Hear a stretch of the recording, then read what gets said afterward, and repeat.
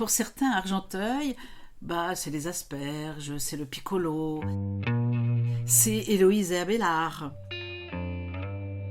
Mais pour moi, c'est avant tout mon histoire de bidonville. Alima Bomédienne Thierry, je suis argenteuillaise de naissance. Mes parents se sont connus et se sont mariés à Argenteuil, même s'ils venaient de l'autre côté de la Méditerranée. Et je suis née ici dans les bidonvilles d'Argenteuil.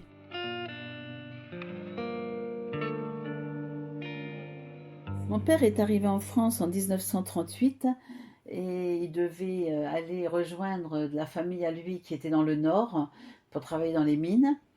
Et il a à peine commencé à travailler que quand les Allemands ont passé la ligne Maginot, ils ont ramassé tous les, j'allais dire, tous ceux qui étaient circoncis. Seulement, c'était un jeune homme, très jeune, il avait 18 ans, et il était fougueux. Et quand le train s'est arrêté pour recharger le charbon ou je sais pas quoi, eh ben, quelques copains, ils se sont fait la malle, ils se sont tirés. Il est arrivé jusque dans l'Oise, à Compiègne, où il a été rejoindre un réseau de résistants. Et c'est comme ça qu'il a fait la connaissance de ma maman, qui était une petite fille encore. Voilà, ma maman faisait partie des enfants cachés. Son père avait été déporté en Allemagne, juif. Et puis quand la guerre s'est terminée, ben, ma mère était devenue une petite jeune fille. Et ben, ils se sont mariés, voilà, tout simplement.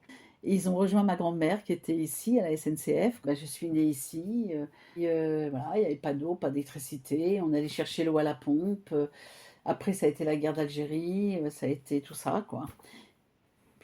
Puis les bidonvilles ont été résorbés à partir des années 68-70 et tout le monde était logé dans les UP, ce qu'on appelait les UP. Les UP à Argenteuil, c'était le Val d'Argent, nord et sud, la dalle, la fameuse dalle. Voilà.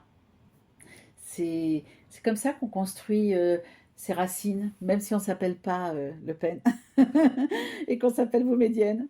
Hein. J'ai toujours une anecdote. J'étais petite et mon père me faisait réciter un truc et je me suis rendu compte qu'il ne savait pas lire parce que le cahier était à l'envers. Mais il nous faisait réciter. Et si j'avais le malheur de buter sur un mot, retourne, tu connais pas. C'était incroyable. Mais il nous a tellement poussés, parce qu'il nous disait toujours, moi j'ai pas immigré ici, je me suis pas exilée, j'ai pas donné ma vie pour avoir des enfants qui sont bêtes comme moi. Ok. Donc vous devez réussir. C'était sa revanche en fait.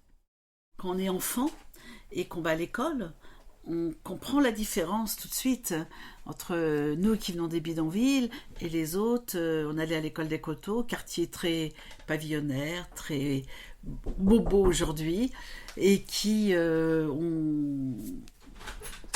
Bonjour. Oui, vous pouvez déposer le dossier s'il vous plaît. Merci. Allez, au revoir. Au revoir. Ah bah merci beaucoup. De la coriandre. La menthe et du Le menthe et coriandre. la menthe. Ça, c'est l'avantage d'être avocat avec les sans-papiers. J'ai toujours des petits gâteaux, de la menthe, de la coriandre, quand je réussis à gagner un procès, j'ai des gens qui m'arrivent avec une gandoura, une djellaba, un petit bijou. Enfin, que des trucs traditionnels. Voilà. Et c'est pour ça que je dis toujours, Argenteuil, c'est une ville humaine.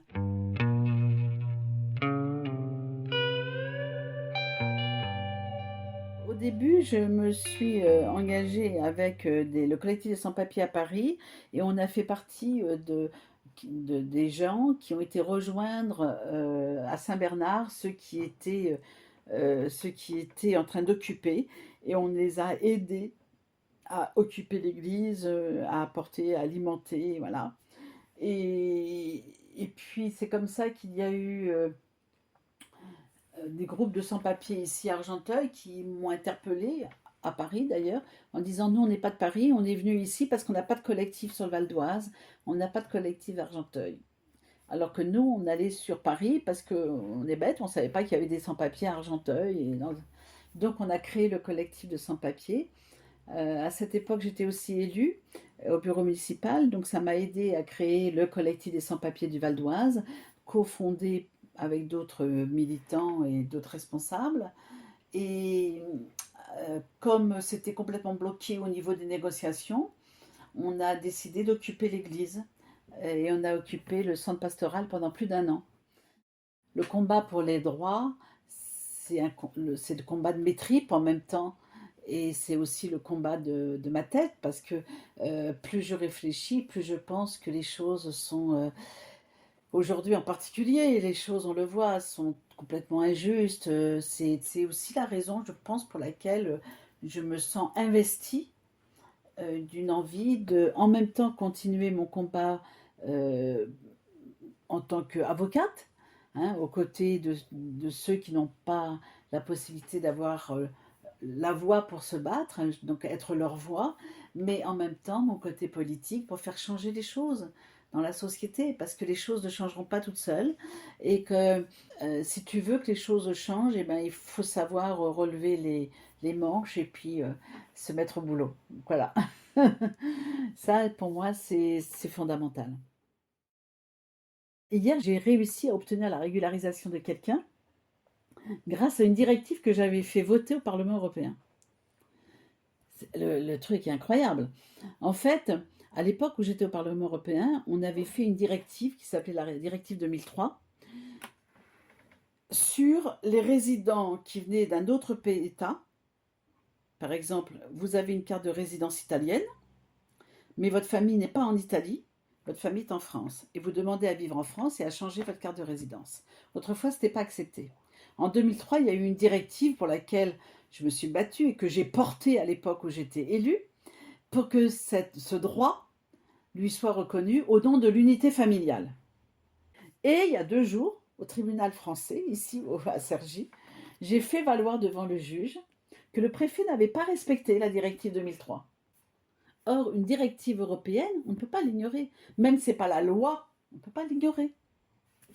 Et c'est comme ça que j'ai gagné un truc. Vous voyez comment le combat là-bas peut être important ici. Parce qu'il se décline.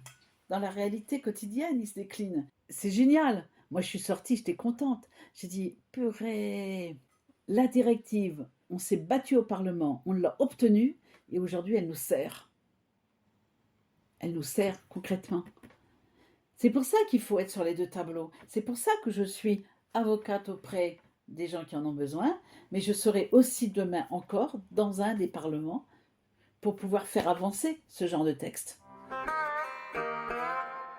Quand tu fais de la politique, il faut que tu sois indépendant au niveau professionnel. Comme ça, tu peux dire ce que tu veux, c'est pas ton beefsteak. À la recherche de la légende, une réalisation de la Lovely Company, création sonore d'A Silva à contre-courant, produit par Toi et Joie Post Habitat.